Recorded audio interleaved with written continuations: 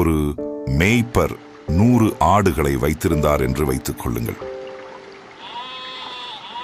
அவர் ஒவ்வொரு நாளும் அவற்றை பராமரித்து பசுமையான மேய்ச்சல் நிலங்களுக்கும் தெளிந்த தண்ணீர் உள்ள இடங்களுக்கும் வழிநடத்தினார்.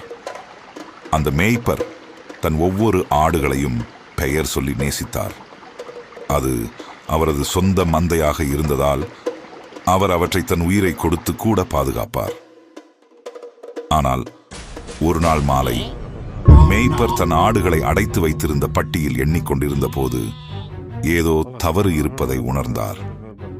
ஒரு ஆட்டை காணவில்லை. 99 ஆடுகள் மட்டுமே பட்டியில் இருந்தன. ஒரு ஆடு மட்டும் தனியே வழிதவறி தொலைந்து அலைந்து திரிந்தது. மேய்ப்பர் சிறிதும் தயக்கமின்றி 99 ஆடுகளையும் பட்டியில் விட்டுவிட்டு காணாமல் போன அந்த ஒரு ஆட்டை தேட புறப்பட்டார். அவர் மலைகள் மீது ஏறி பள்ளத்தாக்குகள் வழியாக நடந்து சளைக்காமல் காணாமல் போன ஆடு கண்டுபிடிக்கப்படும் வரை ஓய்வெடுக்காமல் தேடினார்.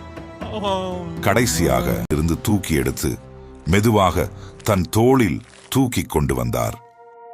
காணாமற் போன ஆடு கிடைத்ததால் அவர் மகிழ்ச்சியில் திளைத்தபடி பட்டிக்கு திரும்பினார்.